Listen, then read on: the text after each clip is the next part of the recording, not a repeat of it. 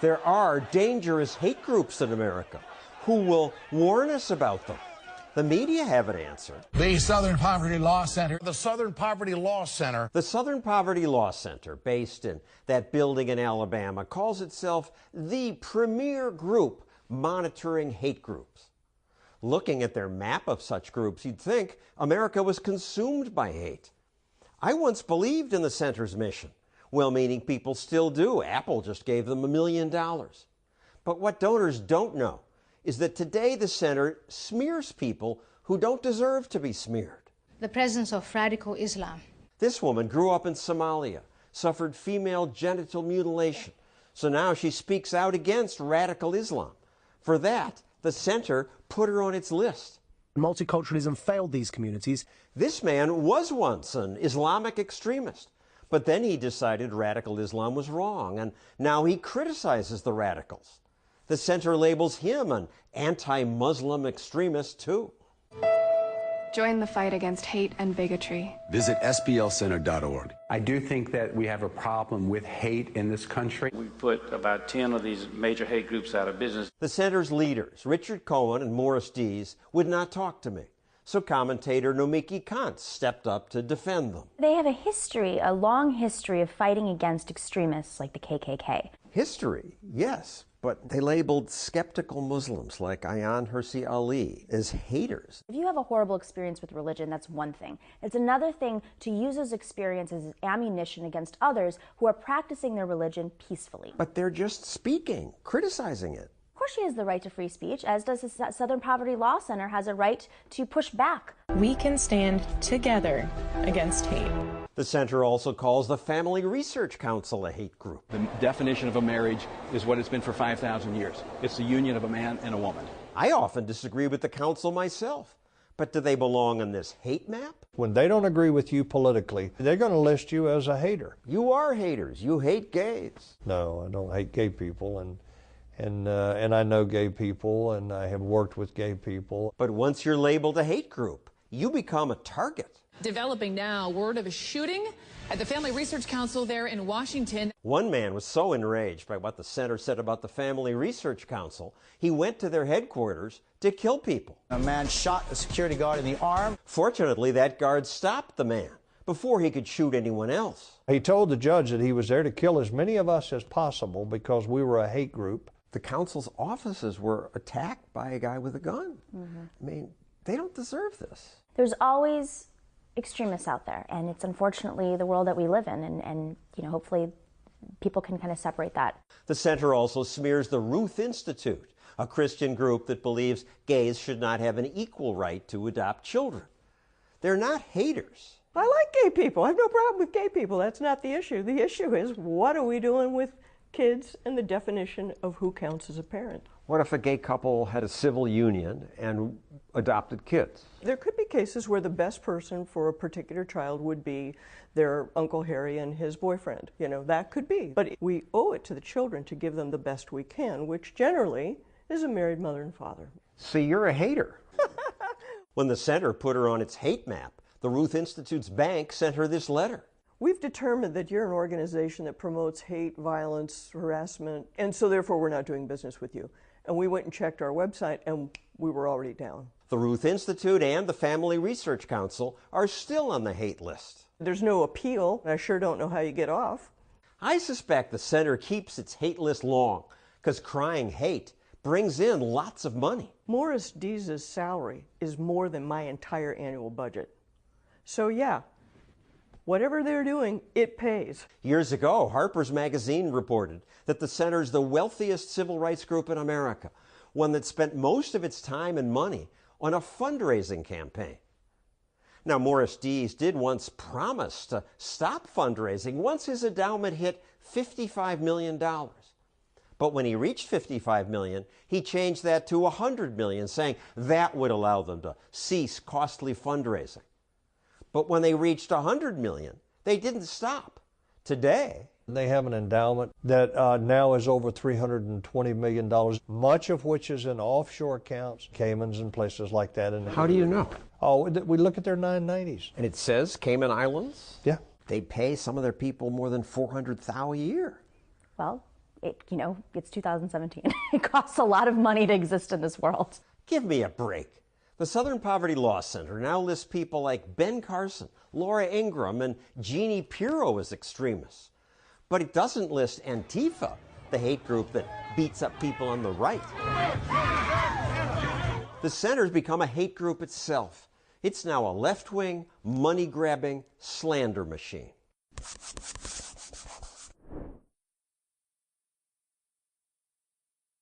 Socialism, Nazism, progressivism. Isms have done so much damage, but people still believe in them.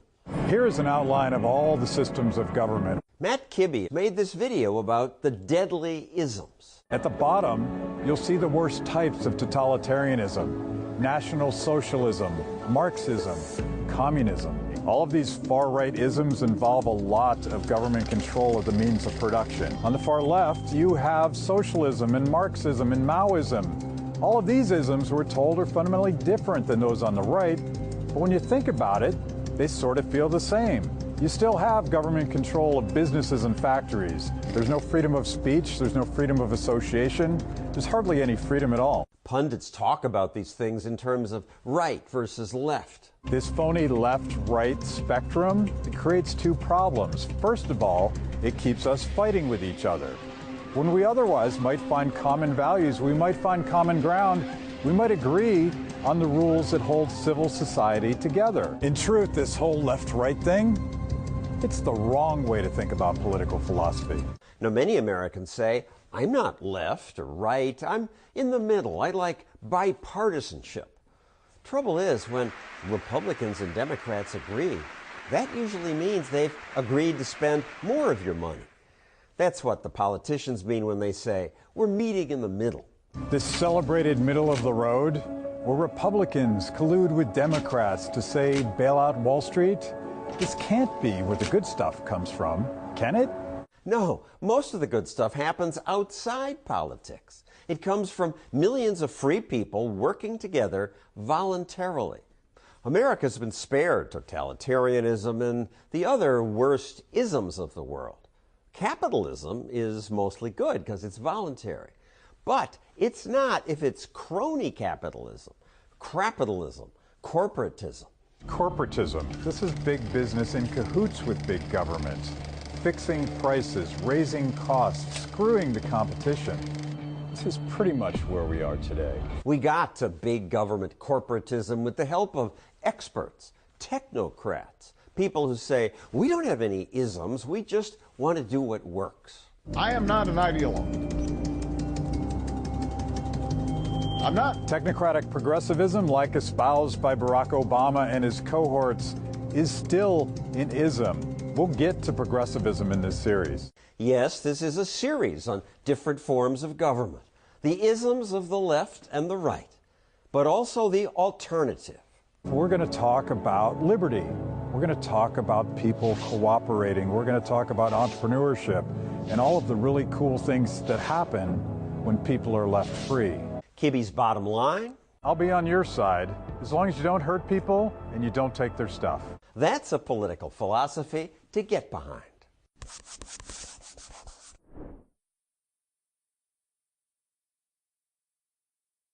It's school week, but what does school choice mean? How will we spell the sun that's outside? S-U-N. It might mean schools where kids like learning. Learning is work. It don't matter. These kids, or rather their parents, chose a different kind of school, a charter school. That's a public school, but one outside the normal government bureaucracy. Kids at these Success Academy charters do remarkably well. We are #1 in student achievement in the state of New York. We're outperforming all of the wealthy suburbs. Success Academy teaches mostly poor kids, but 95% pass the state math test, 84% the English test. Government-run schools have a much lower pass rate. How does Success do it? You keep them in school longer. Our instructional day starts at 7:45. The middle schoolers go till 4:30. Open up your book. You should be sitting up straight. This is too hard on the kids. It's stressful. China and India are not worrying about the length of the school day. We have to toughen up a little bit. Reading is work.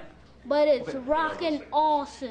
I think I've read each year, I've read 100 books. Our level of rigor is much higher than in most district schools. And if you more do that, rigor works? it does. Kids rise to your level of expectation. Good morning, kindergarten scholars. Good morning, Miss Neptune. And even though the kids work hard, somehow they like the work. School is boring. No, it's not. They told me learning is fun. How is it fun to learn? They just teach us in a fun way. I was surprised that the kids seemed happy. How could kids like work? It's hard. It's hard, but actually kids like succeeding at things. So you guys look forward to going to school in the morning? Yes. Yet Eva Moskowitz is hated when she goes to public meetings to propose opening a new school. People scream at her. Y'all are not welcome here. We will not welcome you here. We will fight. I will fight until my dying day. They just hate you. They do. They do. The charter school will not be inside of PS 190. They hate her, she says, because what we prove is that there's nothing wrong with the children. There is something wrong with the system, a monopolistic system that is not allowing kids to succeed. Time for Eva Moskowitz to stop having the run of the place. defenders of the government monopoly are everywhere. One is commentator Nomiki Konst. Reality is charter schools are better funded by these hedge funders, and they're performing worse than the underfunded schools. The results are in. It's a scam. She's just wrong. Wrong about the results, but what about the funding? You have more money. You've got billionaires Get less donating. money. So New York spends about almost $20,000 per student. Yeah, and I only get $14,500, and I'm getting vastly better results. You do well because you're a test prep factory. You just drill them. We do not run schools for tests. We really believe in games. In kindergarten, we play blokus and backgammon. Second grade, we do Monopoly. We have math teams, robotics teams, debate teams. You cherry pick the kids. Simply not true. We admit by random lottery. Many charters do. You see the cages up here. It's a random selection. You all have your numbers, right? Finally, critics say, yes, Eva takes kids by lottery, but then she kicks problem kids out. You say, maybe this school isn't for you. Well, why would our student retention rates be so much higher than the district? Are they? They are, significantly. We lose about 10% of our families every year, and the districts lose about 20%. All reasons parents line up, hoping to give their kids a chance to escape government-run schools. This line goes on and on. Kids whose names are not drawn cry. Oh, it's heartbreaking. If you win our lottery, you are guaranteed as a young child to learn how to read. Of course, not every charter's good. Some turn out to be worse than schools they replace. But the beauty of choice, a market, is that bad schools gradually disappear. The good schools grow. KIPP started a Knowledge is Power program school just 20 years ago. Now the chain has 209 schools. IDEA has several of the top-ranked high schools in the country.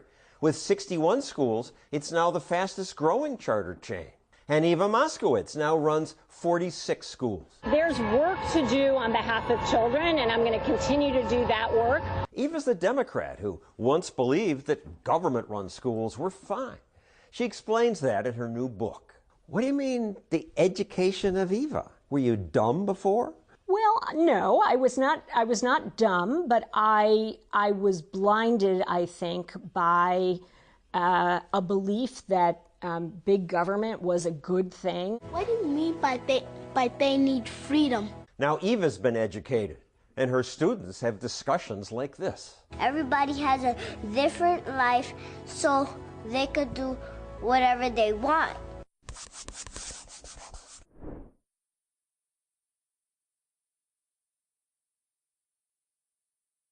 Here in New York City, lots of big businesses thrive, but little ones struggle.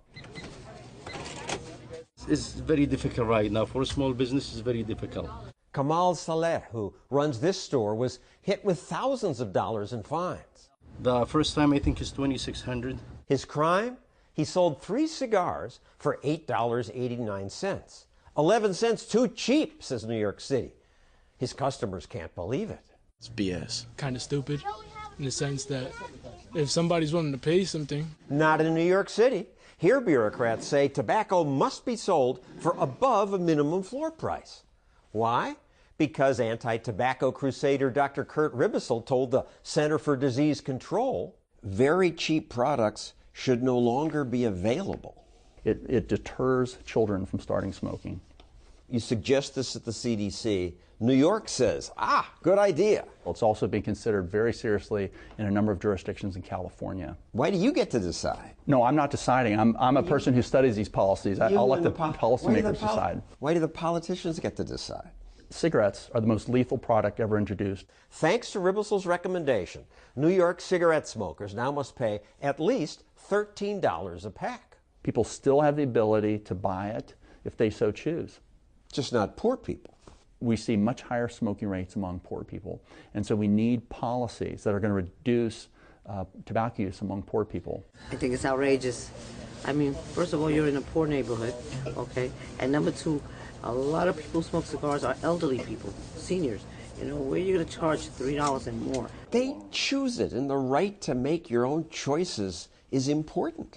People are still figuring out ways to afford it. It's not to the point where no one who's poor is smoking. Do you know that we have over 20 tobacco retailers for every McDonald's in the U.S.? It must be because people want that. What if you run a tobacco store? You're just screwing them.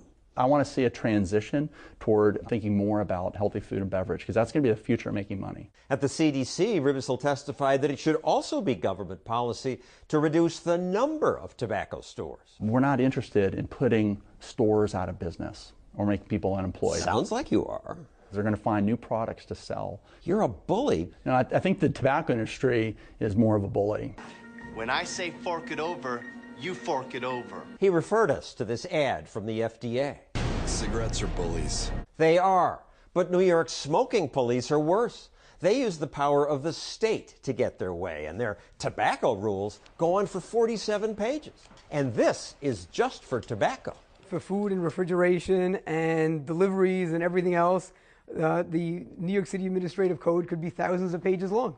Lawyer Andrew Tillum defends store owners who get fined. You get paid in groceries and pizza? Fish and paper plates and tortillas. The rules mainly hurt little stores. It's the big guy who basically could hire lawyers. The big business community is thriving.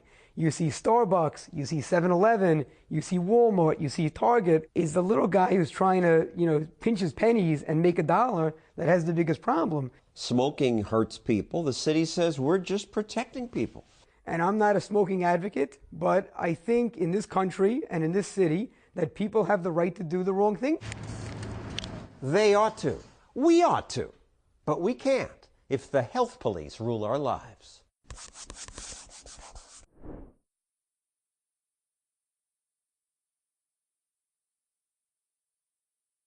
You have food trucks in your neighborhood?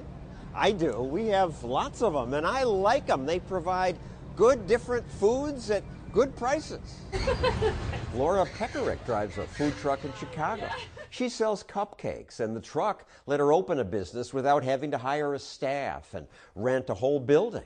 I was able to rent a kitchen space instead of renting a whole brick and mortar and managing a team of people. It was just me and one baker at the time, and everything kind of was under my control to kind of get my feet wet in the business.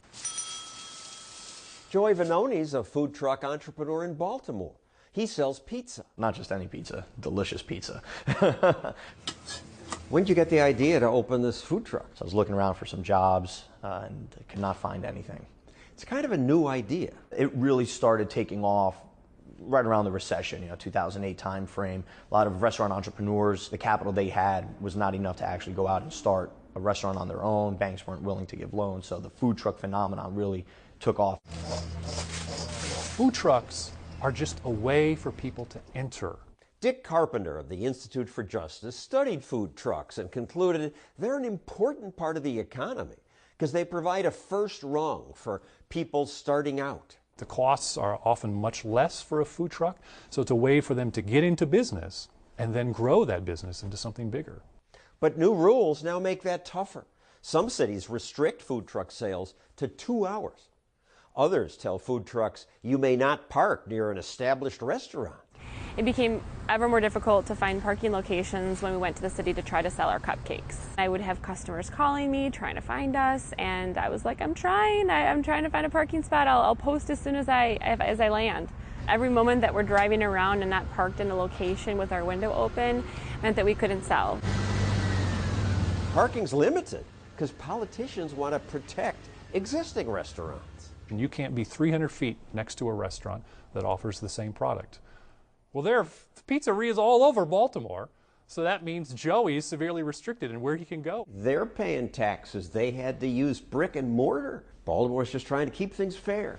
Well, it's funny you say that, John, because I also invested in my business, and I pay taxes as well. So you can still run your business. You just have to stay away from those restaurants. There's almost no place left for me to operate. But we must protect existing restaurants, says Chicago Alderman Tom Tunney. I'm going to be prejudicial towards those kind of businesses because that keeps my neighborhood. A brick and mortar is a much more stable enterprise. This is a prime example of protectionism. Wait, who are these kids talking about protectionism? I'm Ethan. And I'm Emily. Together we're the Tuttle twins. More on the Tuttle twins in another video, but they rightly ask, why would the government favor a business over another? That's a good question. Oftentimes it's because one side lobbied for regulations. Sometimes that side also donated money to a politician's campaign. Man, the government can be so shady. Yes, it can be. And by the way, Tunney, the politician who's in charge of limiting food truck parking in this district, just happens to own some brick and mortar restaurants. At least he discloses that. For obvious transparency reasons, I'm a restaurant operator in the city of Chicago for almost 40 years. They want to keep competitors as far away as possible. The guy who opened the restaurant and had to pay real estate taxes and pay for his building, isn't he getting ripped off by these new guys? That assumes that the food truck operator doesn't pay expenses of the same type. In fact, food truck operators pay taxes, they pay rents, and through their rents they pay property taxes. Laura and Joey now are fighting the regulations in court. They argue it's unconstitutional to favor one industry at the expense of another. To try to push us back and down and prevent us from doing business is unfair. This case with Laura, 5 years and going. The Restaurant Association has so much influence over those who are elected officials. That gives existing restaurants the power to stop newcomers by imposing lots of rules. The nerve of them! That's getting in the way of new jobs. This is true of all bottleneckers. Yes, it is. Like closing a lane on the highway, bottleneckers stop all sorts of progress. Cosmetologists take jobs from hair braiders. Optometrists ban computer eye tests. Union bus companies ban these minivans. Florists say you may not do flower arrangements without a license. These bottleneckers say they're protecting us, but mostly they collude with government to protect themselves. In this case, taking away our choices, one meal at a time.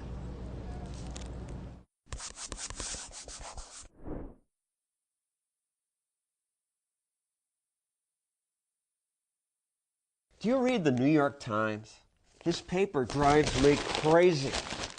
But I'll keep reading it because it does have some good coverage.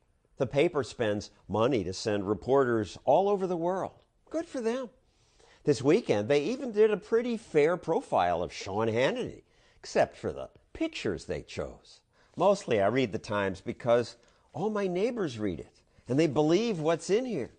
I need to read this to understand what they believe. Much of it is just Trump hatred, day after day. Not just in opinion pieces, in news stories and headlines too. Did you know that President Trump united the British in anger? Wow, united the whole country? Actually, no. If you read the story, you see it's just the opposition Labor Party, several conservatives, and comedian John Cleese. People don't want to admit how mad it is. That's the whole country uniting in outrage? Give me a break. Other supposedly objective headlines say, ending Obama's net neutrality bureaucracy will hasten the Internet's death. The Internet's death? It's ridiculous. All repeal would do was restore the freedom that allowed the Internet to blossom in the first place. I understand some people like the regulation, but without it, so long to the Internet? Give me a break. The Times hates Republicans so much, they won't acknowledge the moments when Republicans propose something good. Recently, Paul Ryan said they'd try to do the responsible thing, reform entitlements. That's good. Entitlements will bankrupt America. But the Times headlines, next objective for Republicans, cutting the safety net. Cutting the net is their objective?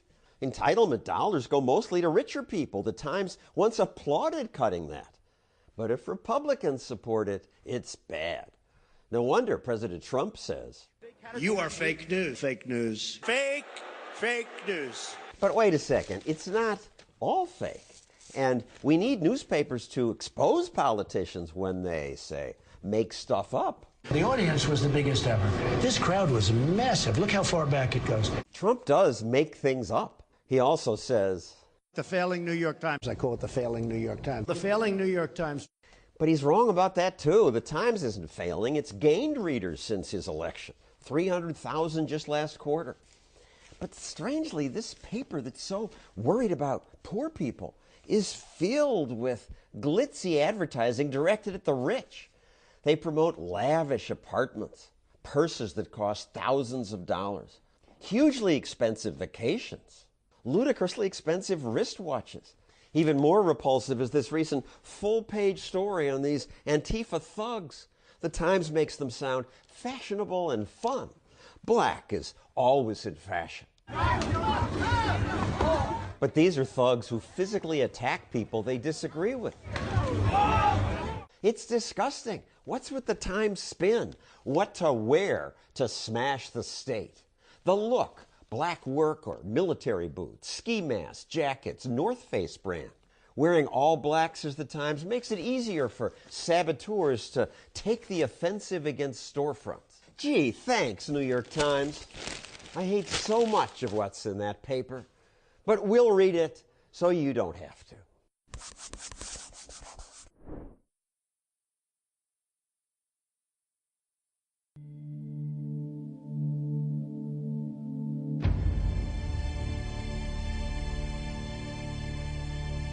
The war left Germany in ruins. Its economy had disintegrated. Markets had broken down. Shops were empty.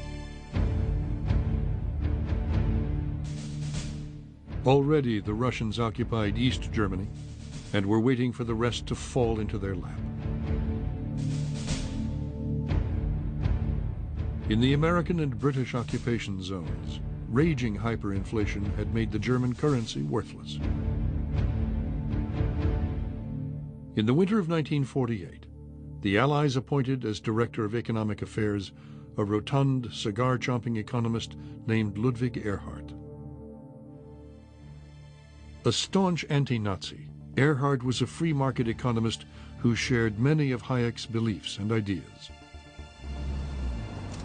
He also believed the Allies' economic rules were making a bad situation worse. The occupying authorities had imposed a system under which there were extensive wage and price controls, supposedly to control inflation. But of course, wage and price controls never control inflation. And you had essentially an economy that was brought to a halt. In this situation, the black markets formed, and American cigarettes were its form of currency. Nobody smoked cigarettes. They were for small transactions. Cognac was a medium of circulation for large transactions. The Allies introduced a new currency, the Deutschmark, to replace the worthless German money. But for Erhard, that was not enough. So, without informing the Allies, Erhard went on the radio and made a startling announcement. Ludwig Erhard, legendary man. he decided, without asking anybody, and against the will of the American occupation powers, he decided to give up all price controls. Next day, General Lucius Clay, the man in charge of occupied Germany, demanded to know what Ehrhardt thought he was doing. Clay said, "What have you done? You've changed the Allied price controls." Ehrhardt replied, "Herr General, I haven't changed them, I've abolished them."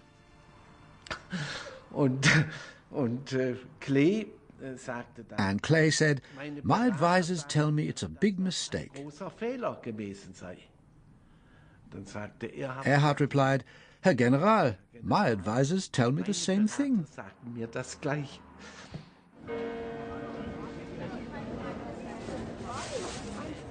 Overnight, the black market disappeared.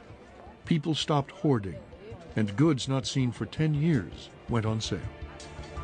It started the markets working with free prices.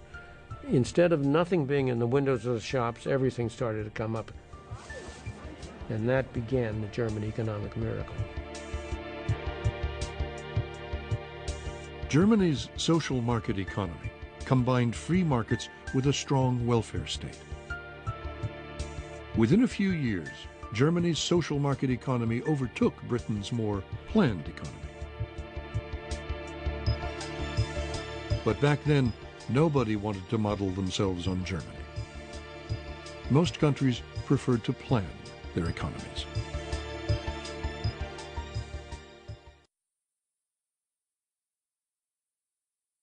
Nowhere has the essence of the state as a criminal organization been put as forcefully or as brilliantly as in this passage from Lysander Spooner. It is true that the theory of our Constitution is that all taxes are paid voluntarily, that our government is a mutual insurance company voluntarily entered into by the people with each other. But this theory of our government is wholly different from the practical fact. The fact is that the government, like a highwayman, says to a man, "Your money or your life."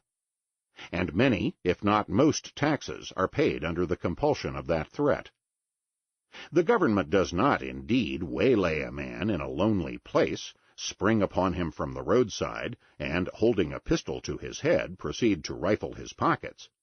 But the robbery is none the less a robbery on that account, and it is far more dastardly and shameful.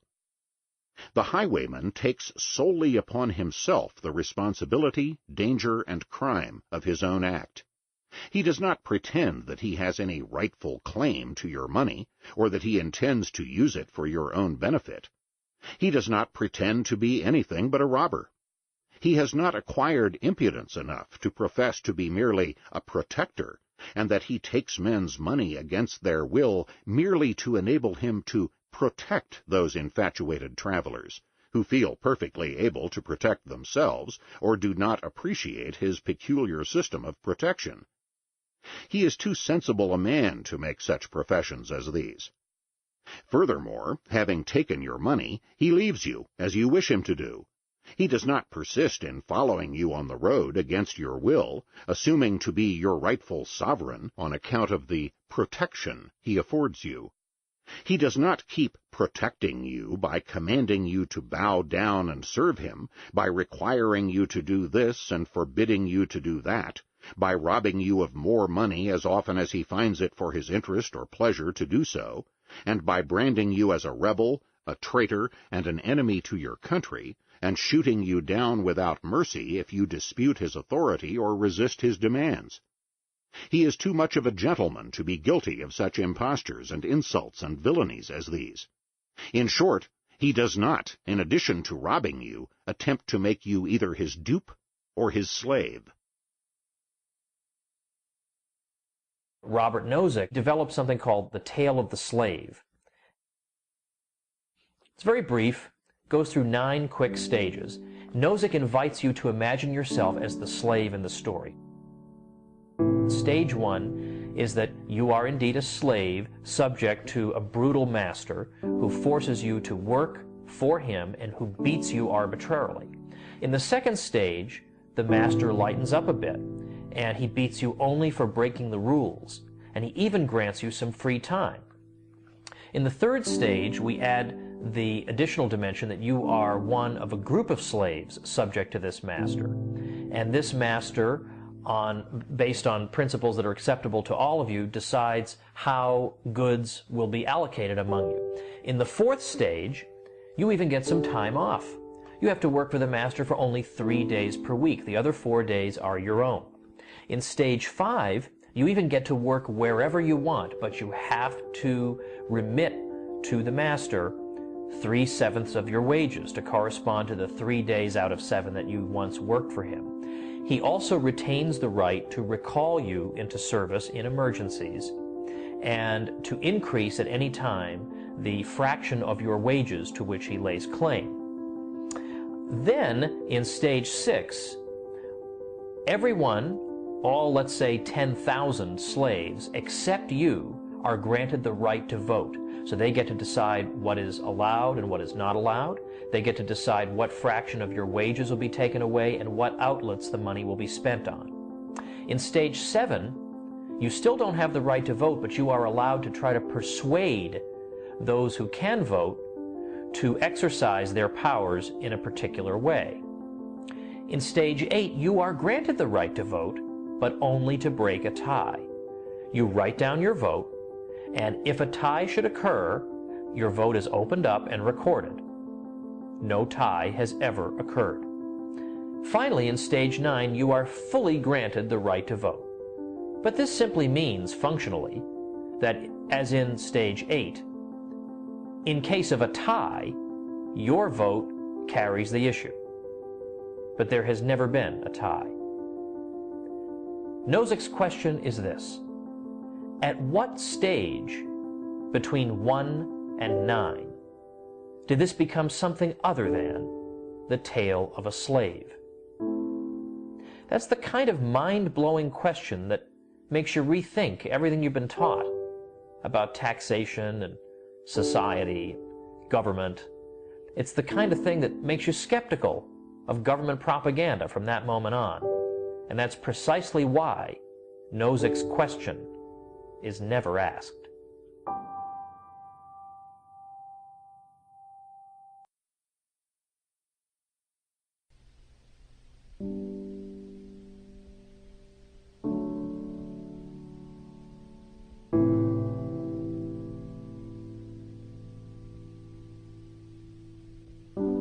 We were hunters and foragers. The frontier was everywhere. We were bounded only by the earth and the ocean and the sky. The open road still softly calls. Our little terraqueous globe is the madhouse of those 100,000 millions of worlds. We who cannot even put our own planetary home in order, riven with rivalries and hatreds, are we to venture out into space? By the time we're ready to settle even the nearest other planetary systems, we will have changed. The simple passage of so many generations will have changed us. Necessity will have changed us. We're an adaptable species. It will not be we who reach Alpha Centauri and the other nearby stars. It will be a species very like us, but with more of our strengths and fewer of our weaknesses. More confident, far-seeing, capable, and prudent. For all our failings, despite our limitations and fallibilities, we humans are capable of greatness. What new wonders, undreamt of in our time, will we have wrought in another generation, and another? How far will our nomadic species have wandered by the end of the next century, and the next millennium? Our remote descendants, safely arrayed on many worlds through the solar system and beyond, will be unified by their common heritage, by their regard for their home planet, and by the knowledge that whatever other life may be, the only humans in all the universe come from Earth. They will gaze up and strain to find the blue dot in their skies. They will marvel at how vulnerable the repository of all our potential once was, how perilous our infancy, how humble our beginnings, how many rivers we had to cross before we found our way.